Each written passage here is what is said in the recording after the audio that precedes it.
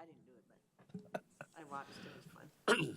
All right, it's 9 o'clock. We'll call the meeting to order. Roll call showing that Kathy is not here today. Other than that, did everybody get a chance to review the September 10, 2018 minutes? And if so, are there any corrections? If not, I'd entertain a motion to approve. Move to approve. Second. Motion and second. All in favor signify by saying aye. Aye. All opposed, no. Motion carries. Approval of today's agenda. Any corrections to that? If not, I would entertain a motion to approve. I so move. Second. Motion and second by Sunny. All in favor signify by saying aye. Aye. Aye. All opposed, no. Motion carries. For the public, just so you know, if you don't have an agenda, you can pick up an agenda on the back bookshelf so you can follow along with us and see what we're going through today. PJ, take us away. Good morning, PJ Conover, Planning Department Director. Consent agenda. The following items have been placed on the consent agenda for action to be taken on all items in accordance with staff's recommendation by a single vote. Any item may be removed from consent agenda by any planning commissioner, staff member, or audience member for separate consideration. The findings of the Planning Commission are recommendations to the Pennington County Board of Commissioners, who will make the final decision. Item 3, conditional use permit review 9242 for Sunnyside Mobile Home Court to review a mobile home park in a suburban residential district.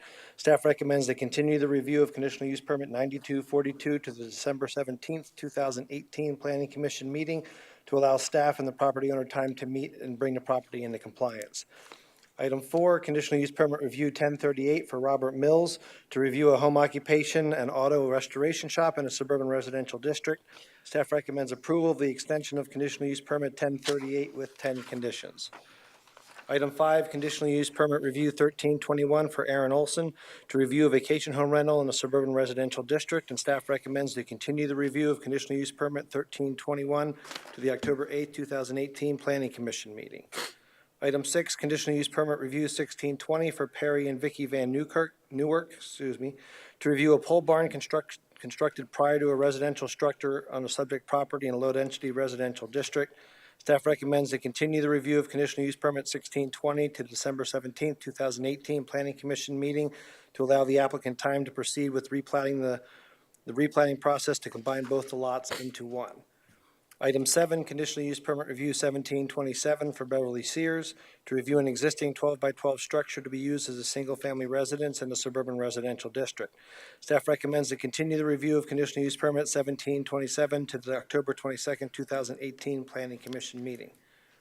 Item 8, conditional use permit review 1734 for Sherry Wilkie to review a single-wide mobile home to be used as a permanent single-family residence on the subject property in a suburban residential district. Staff recommends approval of the extension of conditional use permit 1734 with 7 conditions. Item 9, conditional use permit review 1735 for Carolyn Hunt to review a single-wide mobile home to be used as a single-family residence in a suburban residential district. Staff recommends approval of the extension of conditional use permit 1735 with 6 conditions. Item 10, conditional use permit review 1747 for Harriet Kelly to review a recreational vehicle to be used as a temporary living quarters on the subject property during the summer months in a low-density residential district. Staff recommends to continue the review of conditional use permit 1747 to the October 22nd, 2018 Planning Commission meeting. Item 11, conditional use permit 1831 for A&O Enterprises, David Finneman, to allow an existing recreational vehicle to be used as temporary living quarters and to allow the applicant time to place a governor's home on the property in a general agriculture district. Staff recommends to withdraw conditional use permit 1831 per the applicant's request. Item 12, conditional use permit 1834 for Doug and Vicky Dahl to allow for a second ranch hand residence on the subject property in general agriculture district. Staff recommends approval of conditional use permit 1834 with 11 conditions. Item 13, major plan unit development amendment review 1707 for Donna and Lyle Hartshorn to review an existing plan unit development to allow a resort development and events to allow a farmer's market to include a maximum of 60 vendors. Staff recommends approval of the extension of major plan unit development amendment 1707 with 27 conditions. Any items that staff would like to pull off the consent? No, sir. Membership, any items you would like to remove off of the consent calendar? Seeing none. Any audience members like to remove any of these items that were just read through, item 3 through 13? If you want it reviewed separately, you need to come forward now and let us know. If not, I'd entertain a motion for our consent calendar 3 through 13 and our regular agenda items 14 through 20. Is there a motion? So moved. I'll second. Motion and second. All in favor signify by saying aye. Aye. All opposed, no. Motion carries. Takes us to item number 14. Item 14 is layout plat 1827, which is to combine two lots in order to create Lehman Trust land tract. The applicant is Paul and Carol Neiman, and the surveyor is Anderson Engineering. And the applicant is in the audience today if you happen to have any questions. This applicant has been before you before with a conditional use permit back in 2016 to allow a pole barn on the subject property. The applicant has had some difficulty getting legal access to the property due to different street authorities and who oversaw Custer Gulch Road. The applicant has, on his own, spent a lot of time, has obtained access from the DOT to access the property off of Custer Gulch Road, and also obtained a portion of that right-of-way, and those documents are in the back of the staff report packet for you. This is a layout plat so that the applicant can then consolidate that portion of the right-of-way, which the Transportation Commission gave him, into just one lot. This was routed through the interdepartmental review. The only items of note that came back were a couple comments from Register of Deeds as far as the plat heading, and some comments from the Director of Equalization. Again, this is a layout plat, so it's just the beginning process. There were comments also from the National Forest Service, but these were comments that were taken from the conditional use permit back in 2016. We hadn't heard anything new from them, but we felt they were still applicable and worth noting. So we put them in the staff report and noted that they were from the conditional use permit from 2 years ago. The applicant's request, again, is to consolidate the newly acquired Lot A and Lot O into proposed Neiman Trust tract. The proposed new tract will meet the required lot size in the current zoning district. A few of the certificates on the proposed plat do not appear to match the required wording as indicated in the subdivision regulations, and talked with the applicant about that today, and they can get that started and fixed. Staff performed a site visit and verify that there are no structures on the property. With that, staff would recommend approval of layout plat 1827 with 11 conditions, removing condition number 3 as we have that document. All right, any questions for staff? Chairman, Go ahead. on page 5 of 8, number D, County Environmental Planner, is it usual to have no septic information found? Oh, there's never been a structure on there that we know of. And there isn't still? Correct. Okay.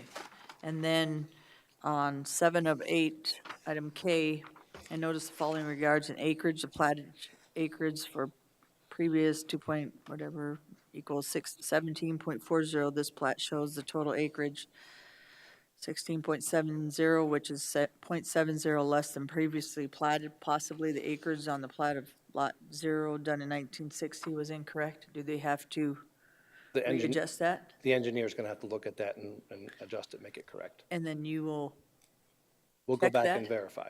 Yep. okay, we don't do it beforehand. Nope, just layout plat right now, because they might not take that next step, so. Okay, thank you. All right, any further questions for staff? All right, any members of the audience like to speak on behalf of this item? Seeing none, current recommendations to approve layout plat PL 1827 with the following 12 conditions. Actually, it's 11 conditions, right? Because 3 is out of there. Moving number 3, correct. All right, following 11 conditions, and entertain a motion. Move to approve layout plat PL 1827 with the 11 conditions listed, noting that number 3 is not included. Motion, is there a second? Second. Second by Sunny. Any further discussion? Seeing none, all in favor signify by saying aye. Aye. All opposed, no. Motion carries. Item 15. Item 15 is layout plat 1828 to combine 2 lots in order to create Lot 1 of Schmidt subdivision.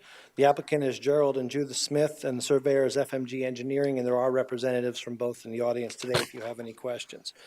The applicants are looking to consolidate 2 existing lots into one.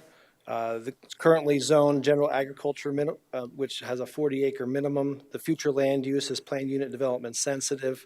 There's no special flood hazard area on the subject property. The only existing building that we can see on there is a 42 by 48 pole barn, which was approved in 2018 by a a required building permit. This was routed to an interdepartmental review. Some items of note that that the staff would like to make the applicant aware of is the county fire administrator's comments, just because of the wooded area. It's just fire mitigation measures that we'd like them to be aware of. Also, we did receive comments from the National Forest Service on that, which should have been up with you today. Nothing of note came back from Rodney Brown as far as the Schmidt layout plat comments.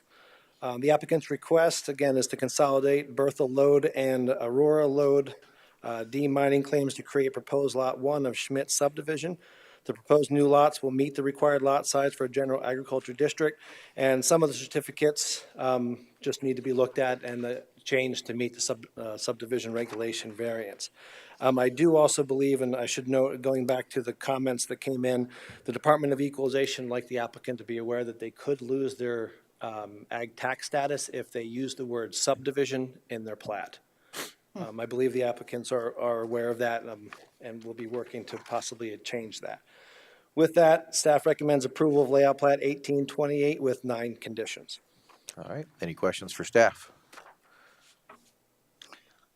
I just think Go ahead, Sandy. that's unusual from the Director of Equalization, that comment.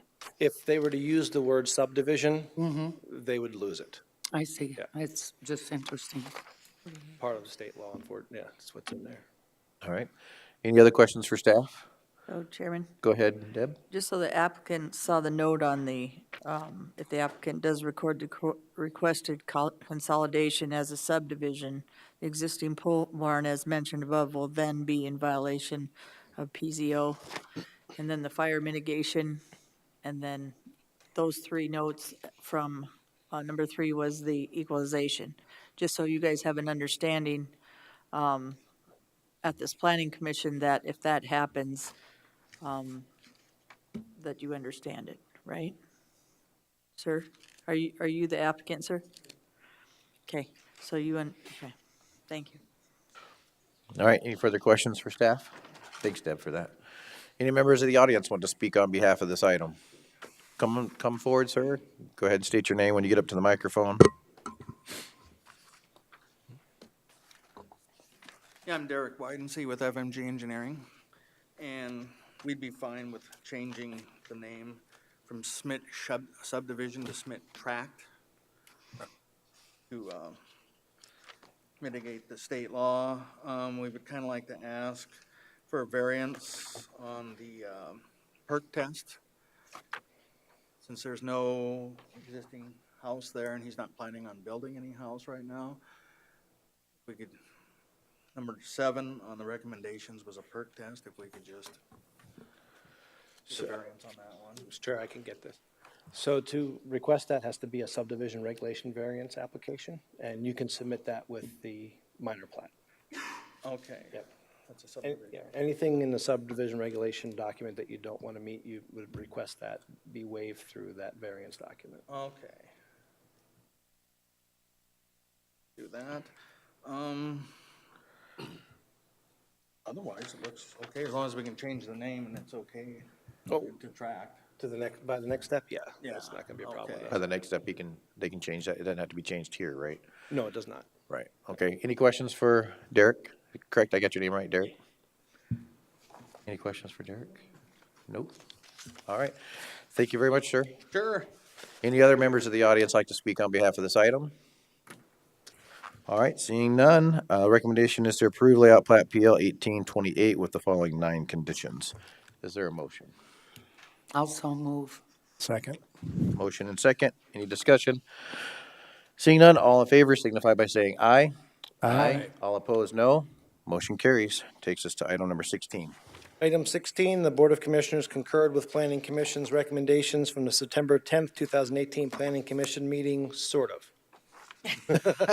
Yeah, That sort tie, of. that tie vote that you had for that vacation home rental and the plan unit development, the board allowed it and voted unanimously to approve it. Okay. Thank you very much, PJ. Yep. Items from the public. I don't see anyone here. All right, item number, what is that? So 18. Let me go back. Number 18, building permit report. There are a lot of red numbers on it this time. A lot of items are going down, but overall, we're up 6% over this time last year. At the end of August, we had 556 building permits that have been issued. We're over 600 now as of today. And valuation is down over 13%. Cell towers seem to be quite popular these days as far as changing out antennas, so there must have been a change in technology. Also, we have a couple that people are looking to put up in the county, some as high as 350 feet. So once we get applications for those, you'll see them. Nothing further on that. Any questions? Nope. All right, thank you. B. B is Planning and Development 1603, just an update for the Evangelistas, because I know the Planning Commission likes to keep up on this. It was approved for extension by the board at the last meeting. Some of the changes that we talked about is the condition number 24, which is about the fire mitigation in the structure. It was just specifically adding any structure on lots 10, 11, and 12, which is where that event center is. Also, on condition number 27, instead of using permanent or temporary tent or the word tent, that was changed to event structure. And the goal is to get a permanent structure up there. And so with that, the commissioners approved condition 28, which was a little bit, changed a little bit to allow the event structure with 6-inch thick insulated walls.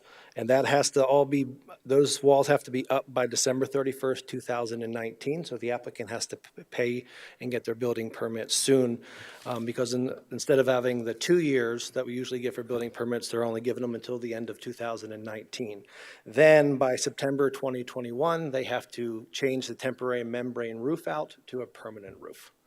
So that was some of the considerations that were made. And then condition number 44 was changed to allow for a 2-year review. Other than that, that's the update. With changing out those walls and then the tent structure, the top portion of it, how is that gonna work? I mean, you're putting up walls first and then taking down the roof, the tent roof and putting up a new one? Are they going to knock down those walls and put up a new roof, or how's it gonna work out like that? Not exactly sure. That process, as far as doing the walls first and the roof second, was first brought up by Dan Evangelisto in May. And then it just went through the process of review and eventually was approved this way. He builds, so I'm sure he'll. Yeah, he's a They'll figure it out. contractor. Okay, I was just like, normally, okay. Fair Chairman. enough. All right, I have something. go ahead, ma'am. So, PJ, in 2019, you guys are, the highway and you are, what was the deal with the drainage fees?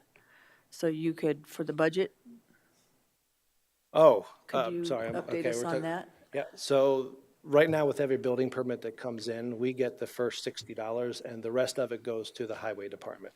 Right. We've talked with, the ex-superintendent, Tom Wilsey, and he agreed that he doesn't need the hundreds, thousands of dollars or so that we give him a year. He'll take the first 60,000 every year. So the remaining portion of the drainage fund we're using in our budget to get a new plan or two and hopefully hire January 1st. So the board has approved that in our budget, and we're very grateful because I don't think the planning department's been over 8 people for years. Well, I think it was a major step in how much work you guys do, and that some of that money, and that's why I wanted him to say something, not thank you for being grateful, but I thought it was a good step forward for helping out.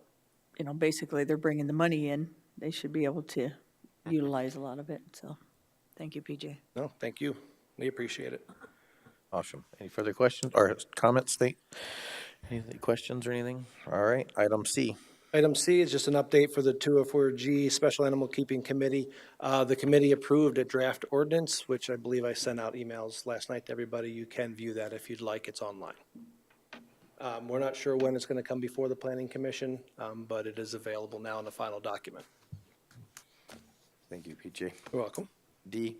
And D, you have the comprehensive plan review. The public document is out. I know I brought this up before. You also have business cards now that we created because we're not sure how long it's going to be before this comes before you. So we're giving the public an extended review time. If anybody wants to view it, you can hand out the cards. It'll take them right to that View to 2040 website. And they can also comment on that website. We have received some comments since that was posted, mainly about mining and opposing mining. About what? Opposing mining at all levels. Oh, I see, of course. That's all we've seen. So other than that, nothing further. Any questions for PJ on that one? All right, items from the membership. Anybody have anything I will not be here for the next meeting. for the next meeting? All right, anybody else? I won't either. This was my- Okay, this- thank you my- very much, This Deb. this was my month, actually. So I'm teasing you guys. All right, seeing nothing else from anyone else, I'd entertain a motion to adjourn. Mr. Oh, Chair. Go ahead, Rich. I got notified that I have jury duty in October, so I don't know if I'll be here or not. Okay, So you'll just keep us updated if I you will are. keep you updated based on what I know, when I know. All right, fair enough. And I have jury duty in November. All right. I've never had jury duty, but hopefully nobody reviews this and You're puts gonna me get on. it now. It's public. I shouldn't have said that public. You just made yourself a target. Now you're gonna get one. All right. If not, if there's nothing else, I'd entertain a motion to adjourn. So moved. Second? Motion and second. All in favor signify by saying aye. Aye. All opposed, no. We are adjourned. Thank you. Thank you.